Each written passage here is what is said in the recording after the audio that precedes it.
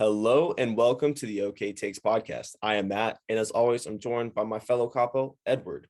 As of 9:08 a.m. West Coast time, USC and UCLA now have the same record, so technically they're just as good as each other. That's just where I'm going. Sabermetrics, baby.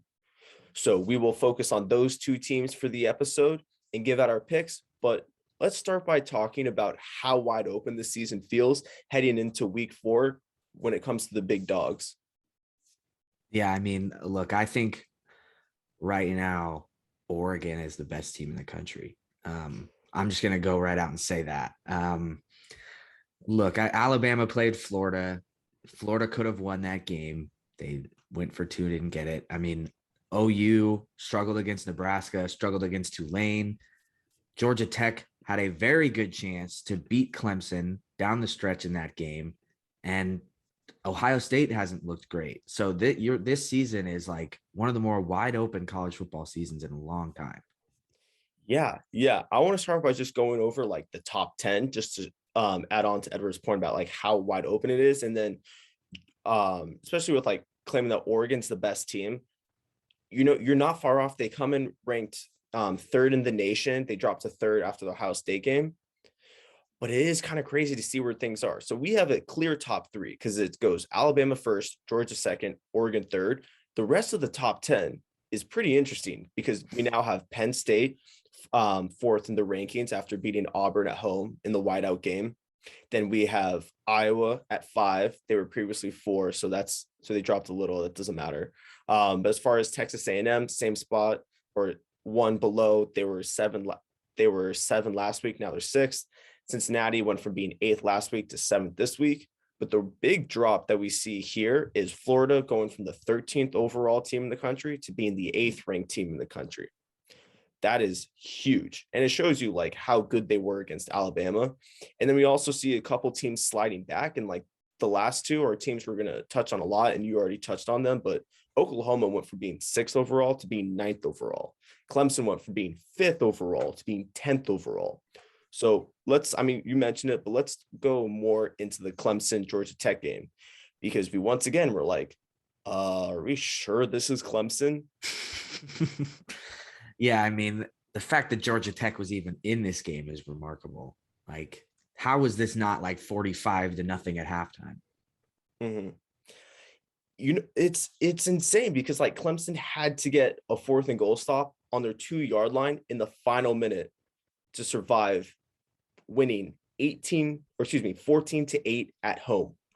14-8 at home against Georgia Tech when Georgia Tech was a play away from winning. They were literally one touchdown away from knocking off one of the big dogs at home.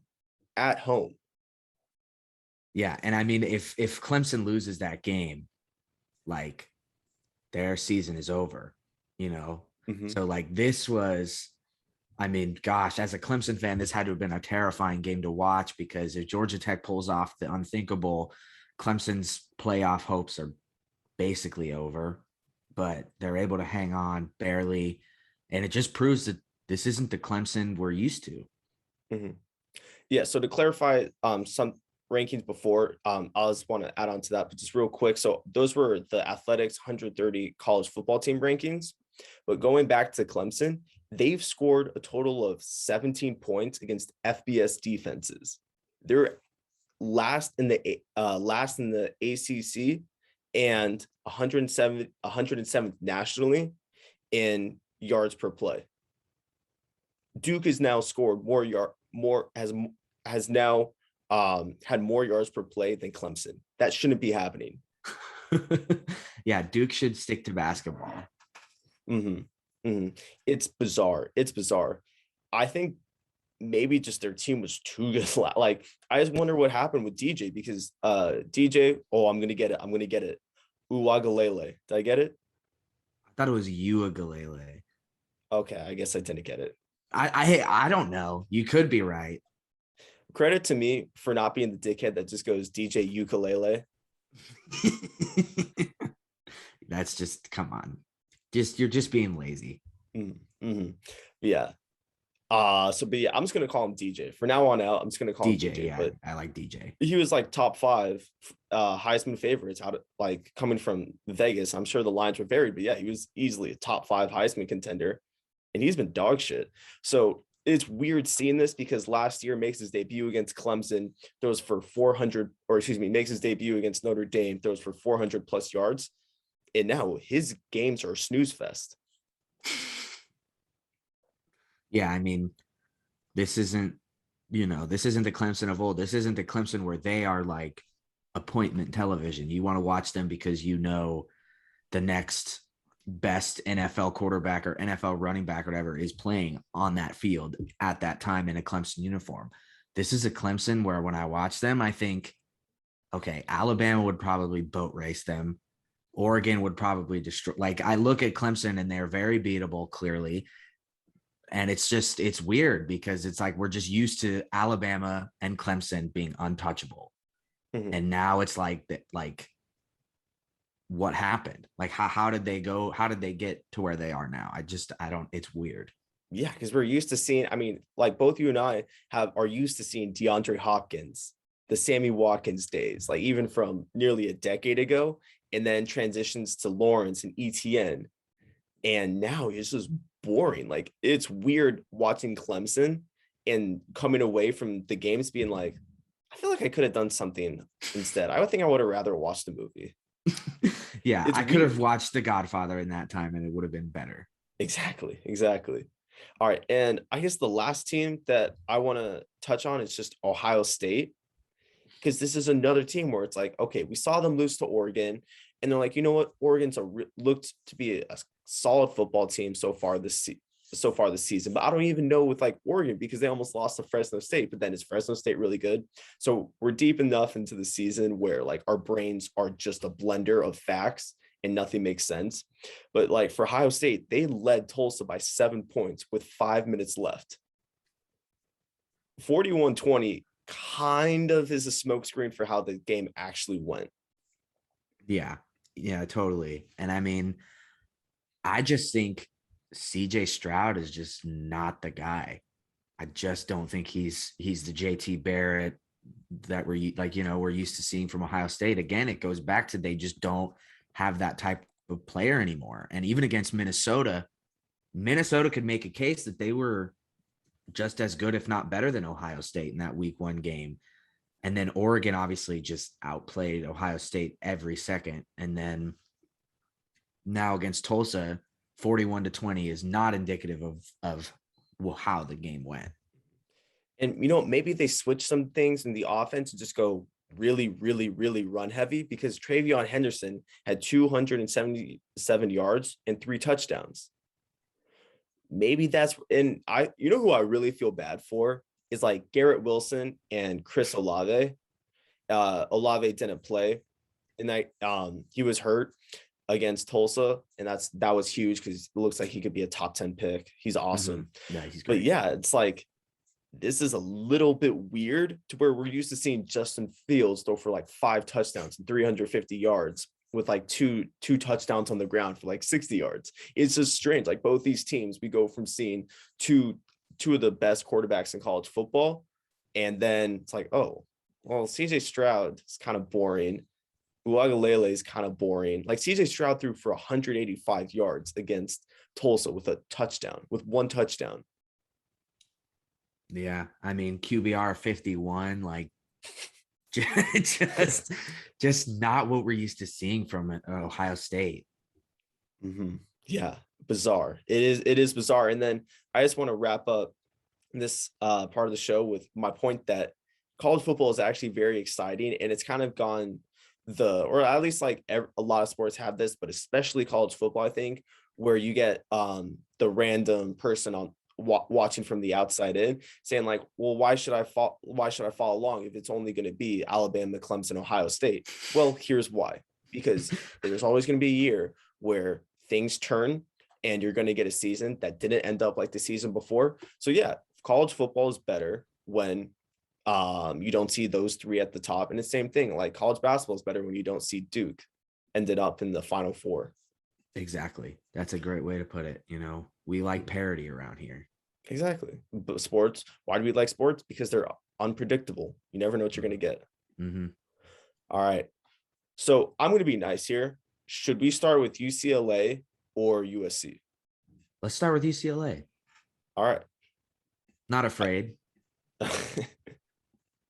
The fire away. I mean, the floor is yours. The floor is yours. And then I'll obviously have a lot to say, but you get the opening disposition. All right. You're probably going to be surprised at my attitude on this game, but look, I'm not mad. What do I have to be mad about? It's not like we lost to Arizona. It's not like we lost to like some FCS school. We lost to a Fresno State school that just about beat Oregon.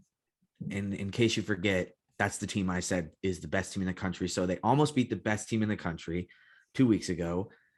And they have who I would right now hand deliver the Heisman on a silver platter to, Jake Haener. I think he is absolutely fantastic. So, I mean, DTR still needs to be better. He threw for 3 touchdowns. No picks is a good improvement. I still don't think he's good enough to win the big game right now. He has to be better. But look, I'm not too mad. They lost to a really good team, a team that's going to be, it looks like they might go the season with just 1 loss. I mean, they're going to be a really good team. So I'm not too upset. You can have your fun, pick away at it, but I'm not mad. We move on to Stanford. New Okay, week. so I actually have a good question. Did UCLA win the game, or did they lose, or did Fresno, or did they lose? Okay, so stumbled on that one. All right. I know what you were trying to say. But like, okay, so did they win or did they lose it? As far as like who actually won that game, do you think the final score was indicative that Fresno State was the better football team that night? Yes. I think at the end of the day, Fresno State had the best player on the field. And I mean, they were in control pretty much the entire first half. UCLA kind of, clawed their way back fourth quarter, second half. So yeah, I do. I think Fresno State won the game. I think they were the better team on the field Saturday night. Okay, I had my thought. Okay, did UCLA lose or did Fresno State win? So according to DTR, quote after the game, he said, "We gave them the game. They didn't really win the game. Ultimately, if guys would have just done their job and done it correctly, that game would have been put away a long time ago." I can see why you would say that. I mean, defensively and that last drive, they were awful. So I don't know if that's him calling out the defense. I don't think it is, but he makes a good point, but I still think Fresno State was the better team. That has to be him calling out the defense. I hope not. Well, Which actually, he's a leader, so I would like that out of him, Mm-hmm. The ending of the game, when you see it's 40-37, it's mind-boggling when going into the considering that there was 34 fourth quarter points. That just shows you how back and forth it was, because the third quarter was a little stale. Fresno State still led 26-17 heading into the fourth. And then it just goes back and forth. And then it's just an absolute hot potato fest with the lead, where there was some of the ugliest plays I've ever seen in my life, and just good, dumb Pac-12 after the dark college football. It's nothing. There is truly nothing like watching Jake Haener with like deep in the fourth quarter fumble and then have a fumble roll. So I believe Fresno was on the UCLA's 10-15 yard line, or it might have even been in a goal situation. But Jake Haener drops a snap and then it just gets fumbled and then kicked around for like 50 yards. UCLA recovers. Gotta love that. Pac-12, baby. Mm-hmm. Just dumb football. All like makes no sense. Yeah, it was Fresno's. It's from Jackson Moore of 247. Fresno State was 9 yards away from the dagger. Less than 90 seconds later, the Bulldogs lead is down 26-14 with 8:10 to go. And this was like following just a bot snap that like snaps that roll 50 yards are only things you could get in the Pac-12. No, absolutely. You don't see that in Alabama, Florida. Mm-hmm. Possibly. I don't know. With the way that game was, it wouldn't have shocked. I wouldn't have been surprised if I saw the ball roll like 60 yards. Yeah, maybe. Mm-hmm. Now, I also want to add that one little note about Jake Haener. So somebody who is your Heisman favorite. So this week, so Fresno Mayor Jerry Dyer declared this week is officially Fresno State Bulldog and quarterback Jake Haener week in Fresno. Really? I think he deserves it because here's a reason. That's why I wanted to have that lead into my next thought is that so I was at the game and it was probably like one of the best games I've ever seen and will ever see. You just don't get 3 scores within like the last 2 minutes. But yeah, so I was open. So we had this discussion before the show and I was telling Edward that I actually have visited Fresno State, might be a school I'll be attending come winter time. And I had my own Fresno State shirt. Like I was a fair weather fan to the brim, but I will make the argument that if you like a Power 5 team, I think it's okay to cheat on them with 1 or 2 Group 5 teams. Yeah. And when he put it that way, I was like, you know what? That's fair. That is a fair assessment. I'm not going to be that way, but I will not judge him for being that way. Thank you. You're welcome. Real friends. Yeah, real friends. But yeah, so I was at the game openly rooting for Fresno State, and there was definitely a smug aura in the air from UCLA fans, at least in my section, because there was a lot of chirps about how Fresno State, who the hell even lives in Fresno? How are we losing to this piece of shit team? So you can just tell like the difference between the people who work in like offices and like corporate America versus the farmers and quote unquote farmers, because that's all Fresno is. It's just all agriculture. So that was very fun. And watching UCLA, because there was like one group of fans behind me, UCLA fans, that were such dickheads the entire game. Such dickheads, like openly just talking shit to Fresno fans, like provoking a fight. It was wild. And then so they were cheering super, super loud. And as soon as that final dagger came around, then it was incredible. That silence there's like silences, but then watching your rival team lose and hearing that silence in the crowd. And there was like one particular girl I turned around to and delivered probably one of the most it was quite the scene, because turned around and then just mouth, "I can't hear you," and just pointed to my ear. That was all I needed. That was all I needed. And she had nothing to say. And it wasn't like, I'm not saying that to be like, oh, look how cool I am, but it's more just knowing the perfect moment to let somebody know you're going to hate the rest of this evening. I want you to know that your team lost. Oh, beautiful. How old were they? They were probably like in 25 to 30, probably graduated from UCLA 5 to 6 years ago. Man, that sounds like fun, man. It was. I can't wait to go to the Thunder Laker game and be that obnoxious fan. Yeah, well, like basketball is a little bit different. Like I think it's the only time you could do that is in like a real playoff scenario, because like one game decides so much in football where like if the Lakers lose and it's not that big of a deal, and the Thunder are dog shit. Yeah, so then they shouldn't lose. The Lakers shouldn't lose to the Thunder. So I would probably get destroyed if I was at that game and the Lakers lost. Yeah, that's the Thunder's NBA Finals right there. That's true. That's true. But yeah, awesome scene. Shout out the Rose Bowl. That was awesome. Watching the red wave go crazy. It's shocking how many people fuck with Fresno State. And there was like a lot of people traveling. So when you're driving down, like the 5-6 hour drive you make from Fresno all the way down to Pasadena, you better not come back a loser. Yeah, that's got to be, that 5-hour ride home would probably be tough if you lost. Yeah. But just knowing, looking at somebody's eyes and letting them know you're going to hate the rest of your evening and all your hopes and aspirations are crushed, and just stomping on all of them. All right, so now let's go to some USC Washington State talk. So where should I start with? Honestly, where should I start with this?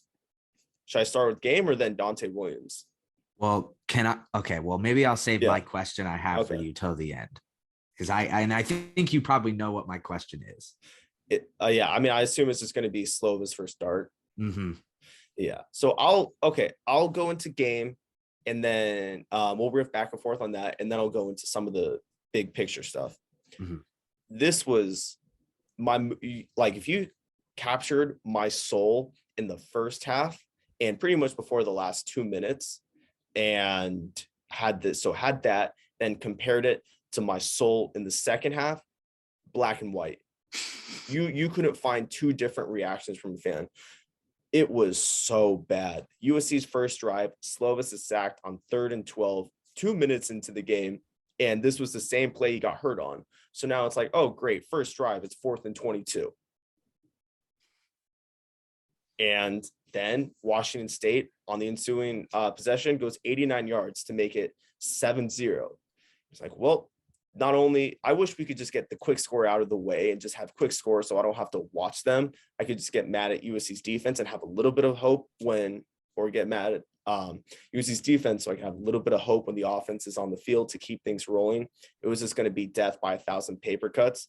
Now, Dart's first play of the game, he kept the ball on an option for 18 yards and ran through 2 tackles. And it was like the first thing popped to my mind was the Marshawn Lynch run a motherfucker over and over and over. Yeah, I mean, Dart looks really good. I mean, to go down 14-0 and respond the way he did it's pretty awesome. Mm-hmm. Mm-hmm. So I would say, and this was bad.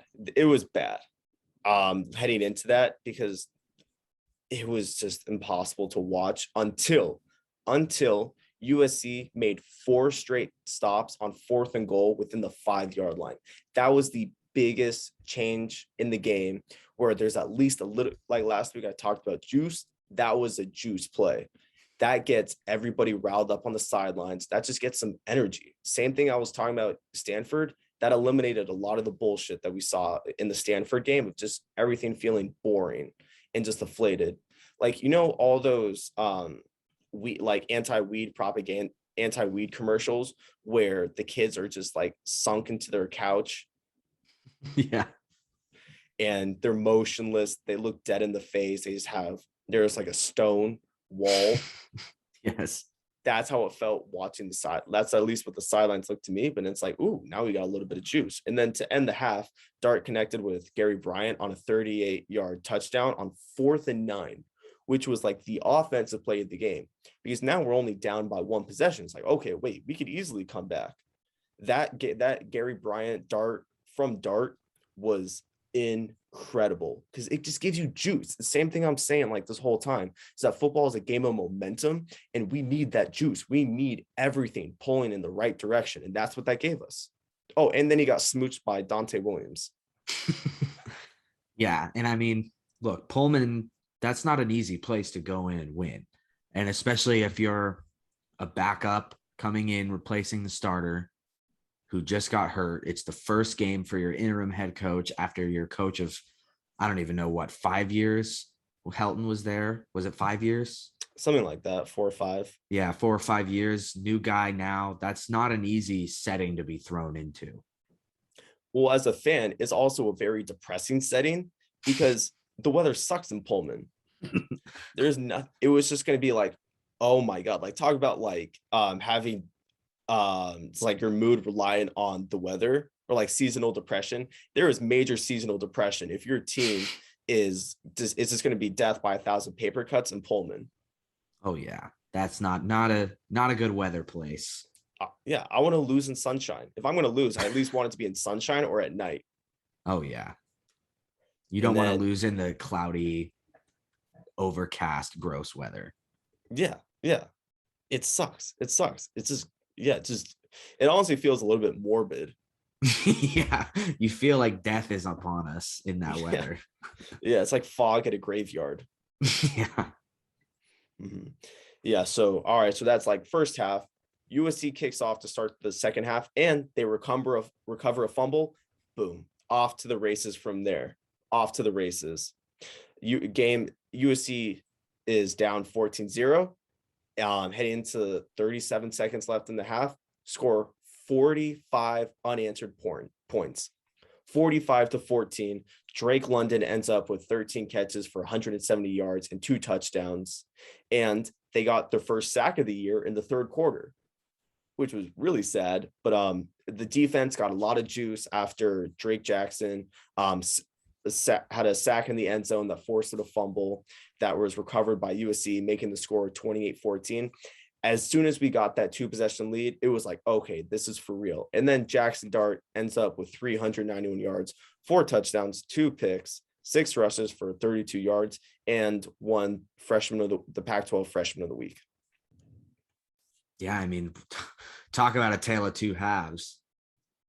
I mean, just polar opposite vibes from the first half. And I mean, I know they scored right at the end of the first half, but still 38 unanswered points in the second half alone. 38-0. Unbelievable. It was like legitimately unbelievable. And I say that all the time, but my brain in the first half wouldn't be able to grasp what was forthcoming. Yeah, if someone would have traveled and told you first half what the second half would be, you would have been like, no, you're wrong. Yeah, I just called him a schmuck. You're just trying to get under my skin. Yeah, why deliver to me false hope? And then look what happened. And then look what happens. So it's actually one thing I do recommend that saved my sanity a little bit, because that game was torture. Was absolutely torture. Halftime, breath of fresh air, go on a little walk. I even took a dip in the pool, swam some laps, and when I came back, I believe they already scored. It was after the second half fumble. Mm-hmm. So I got back with like 12 minutes left in the third quarter. Beautiful. Beautiful. It's a very smart move. If your team is really killing you, you need just a 10-minute walk outside. Okay. Well, now I know for next time. Yeah. So, I mean, now there's the big question of Dart versus Slovis. So let's start with that. Look, I think you have to ride the hot hand. I mean, I don't know if that's how you feel, but right now I'm riding the hot hand. I'm sticking with Dart next week. I start him. I see how he does. If he seems like he's a one-hit wonder, then and if Slovis is healthy, of course, then you go back to him. But if not, I'm riding the hot hand. So as far as injury status goes, it's kind of interesting right now because this is updated as of 9:36 a.m. West Coast time. But yesterday after practice, Slovis was full participant. There's no issues there. He was slinging all over the place. But then Jackson Dart wasn't in attendance because of a knee injury. So he was even wonky throughout. He was a little wonky after the injury happened in the game. But then it kind of settled. It looked like it made its way on out the door. So it's like, so there is a little bit of injury status going on. So they're probably going to start whoever's health. I think they start if both of them are a little wonky, then I still think they take the injured Slovis over the injured Dart. Now, barring that, if both of them are healthy, they're both however close they are to 100%, they got to go Dart. Yeah. No, that makes sense. If Slovis is healthy, fully healthy, you want to keep him in. But I don't know. I'd go with the hot hand, man. I mean, it's like what Pete Carroll used to do. What was it, like Competition Tuesdays, where like every Tuesday all the starters would go against each other and you could beat out your guy. Like, honestly, Dart beat out Slovis.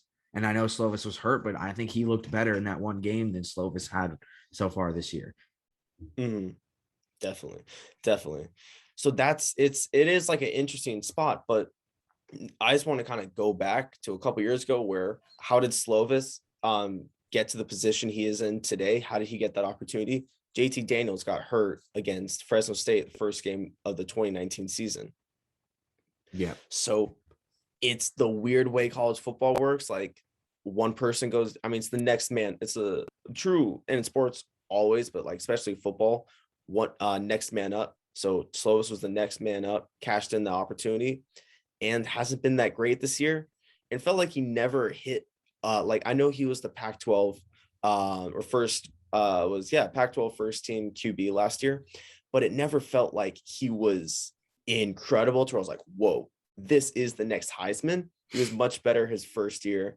And yeah, so it's just weird. It's like no one's above getting replaced after an injury if there's a better option. And right now, I just think Dart is the better option. And Slovis, and hopefully it makes Slovis a little bit more hungry if Slovis has to go back in. What I fear is something like Utah, where if you guys aren't aware, so Utah's quarterback Charlie Brewer left the university after being replaced by Cam Rising this past weekend at San Diego State. So I hope we don't get into like awkward transfer portal bullshit. But the way it's looking right now, it's hard. I want to commit to Dart. I want to commit to Dart. He's shown me enough where I'm like, you know what? Fuck it. And we do have Slovis there to where it might even, I have a take where it's like, it might even boost Slovis's draft stock.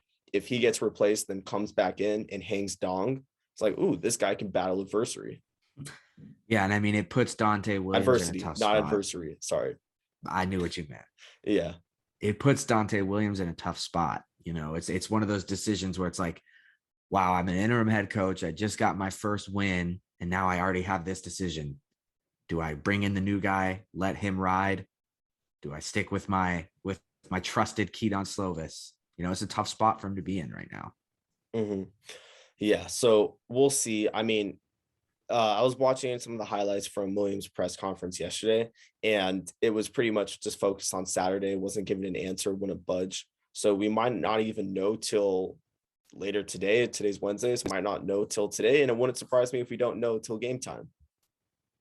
Yeah, it could be a game time decision. Maybe they'll do the 2 QB package. I hate that. For USC's case, I'm not a fan of that. It would just be weird. I would go with one. If one sucks, replace them. Yeah, definitely.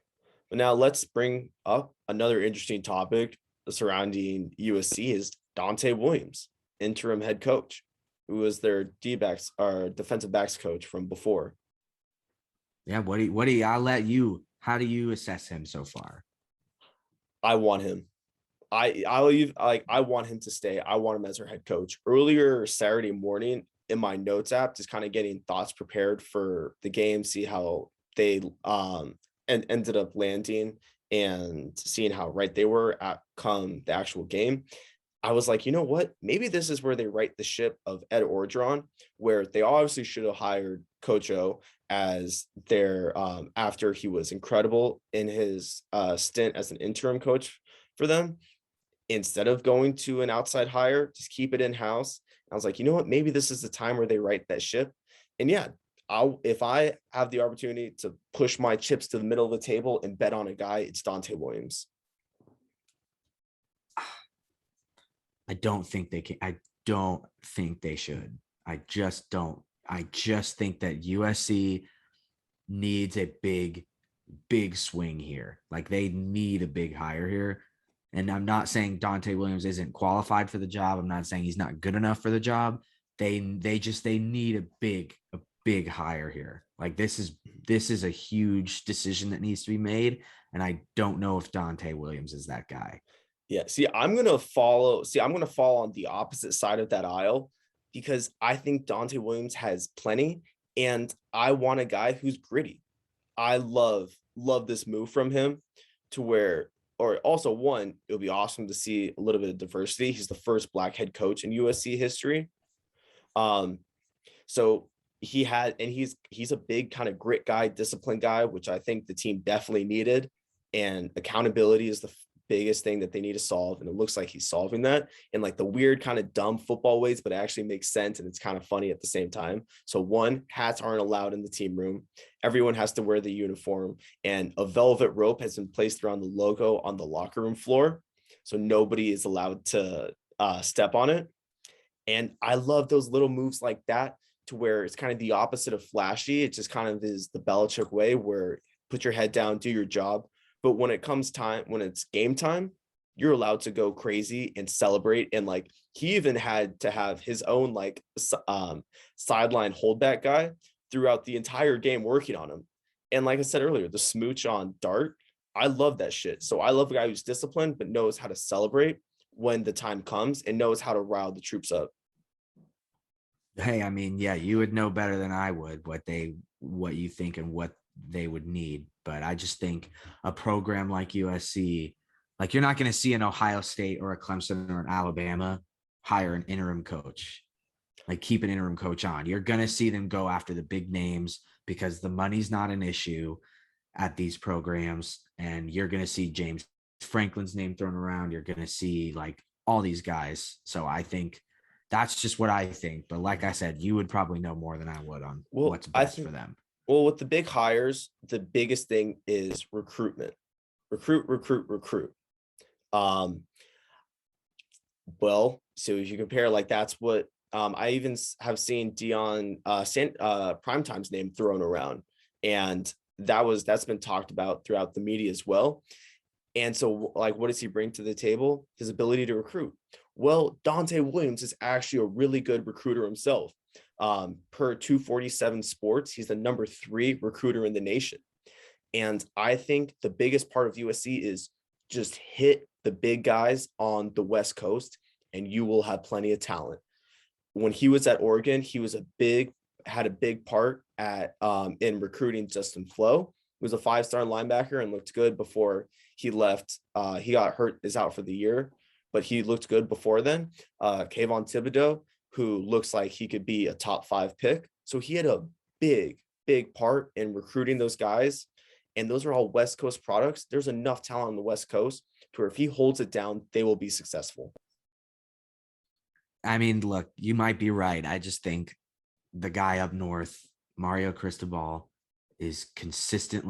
Oregon is consistently poaching recruits from Southern California, from all across California. And these are recruits that in the past would always choose USC. So I just think that he's the guy, and you keep Williams on the staff, and now look at how good recruiting you have. You have Cristobal and you have him. So that's like, I would say that's like the one little caveat is that's like the only coach I want is Cristobal. I want guys who are familiar with the Pac-12. I mean, and I want guys who are just familiar with the West Coast. Like what Williams started at Los Angeles Harbor College, then went to El Camino, then went to Mount Sac, and then from there moved on to Nevada, Washington, San Jose State, Arizona, Nebraska, Oregon, USC. Albeit Nebraska, he knows the West Coast and the Pac-12 very well. And yeah, so I'm right there with you. It's like if he can recruit Mario Cristobal, that's wonderful.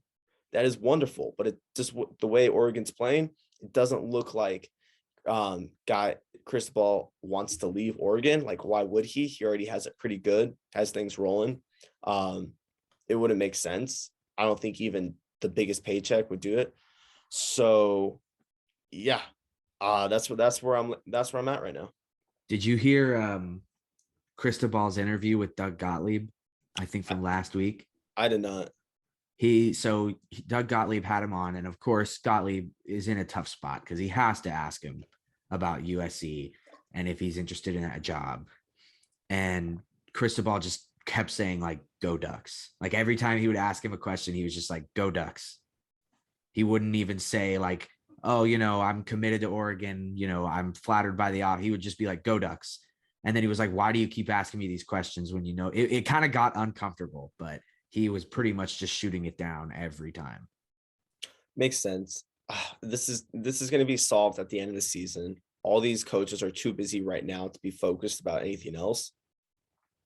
To where you just,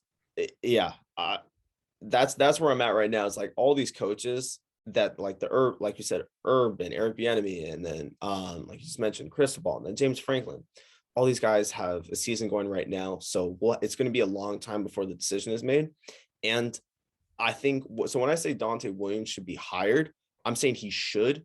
Now I don't know how likely it is. That's not what I'm arguing that this will happen.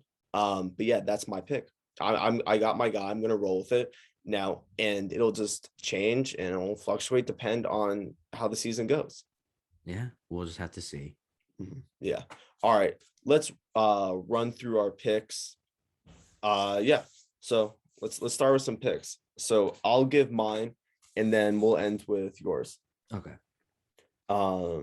Yeah, so let's start with Clemson, North Carolina State under 47 minus 110. So NC State has a 3-3-5 defense similar to Georgia Tech that gave Clemson tons and tons of problems. We already talked about how bad they are on offense.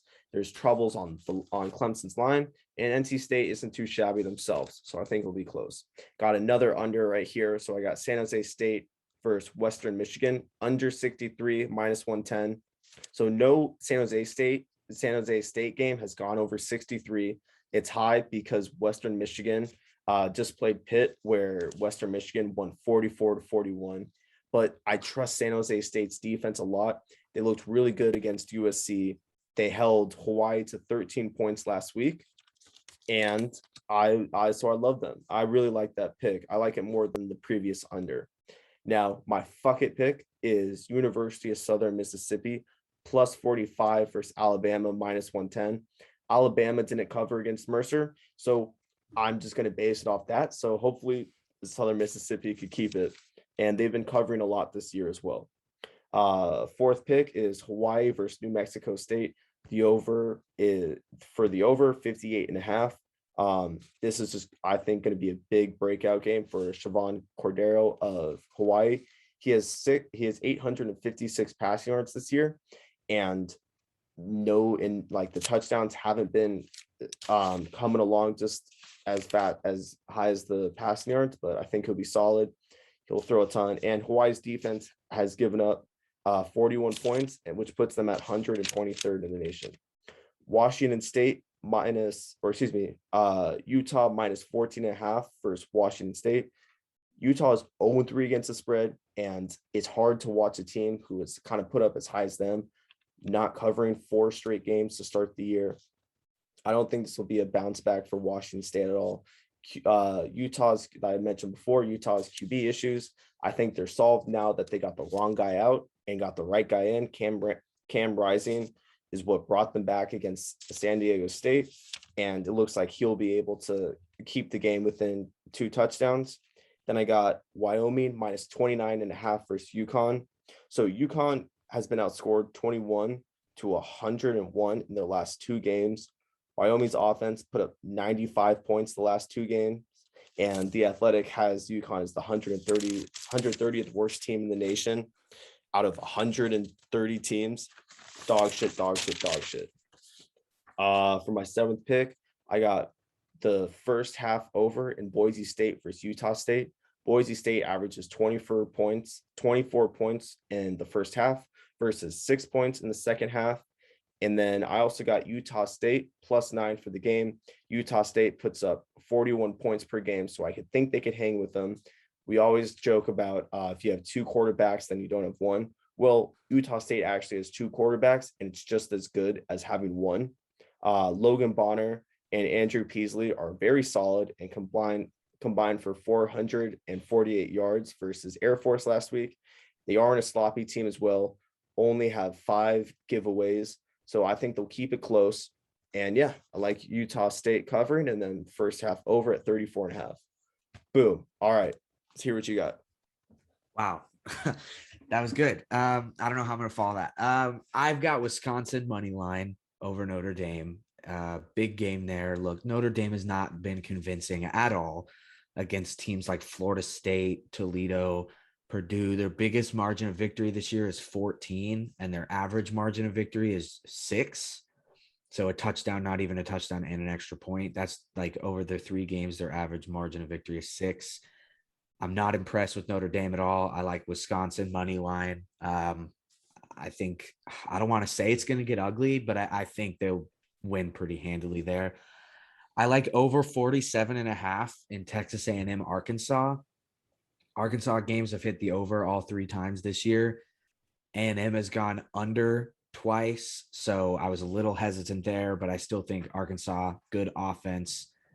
Over is going to cover there. That's going to be a fun one to watch. I'm going UCLA spread against Stanford. I know Stanford has kind of had a UCLA's number in recent memory, but I'm expecting a bounce back week from UCLA. I think they'll come out, trying to prove themselves again. I think a lot of people are giving up on UCLA now.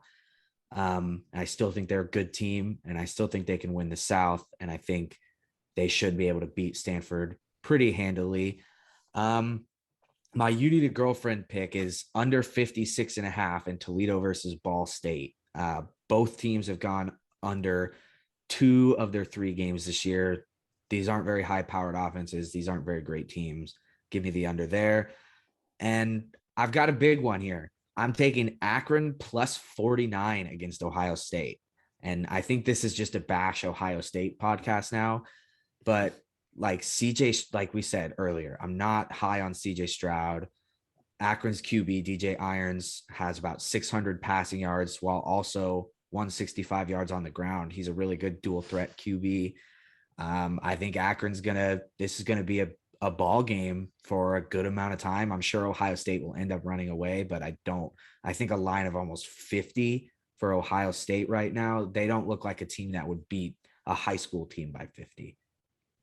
So Akron plus 49. It's my big grand finale pick there. Okay. Sweet. So I feel comfortable wrapping things up right there. Yeah. Awesome. All right. So thank you guys tuning in for episode 30. If you'd like to follow myself on social media, you can find me at Matt Weiner20. Find that on Instagram and Twitter. If you'd like to follow Edward on his Instagram and Twitter, you find him at Edward_Venso. But if you have no care in the world for anything we have to say, then make sure to follow the OK Takes podcast on Instagram, Twitter, and TikTok at OK Takes Pod. That is OKAY Takes Pod. Takes 2 seconds and would help us tremendously. So thank you guys so much for tuning in to episode 30 and have a wonderful day.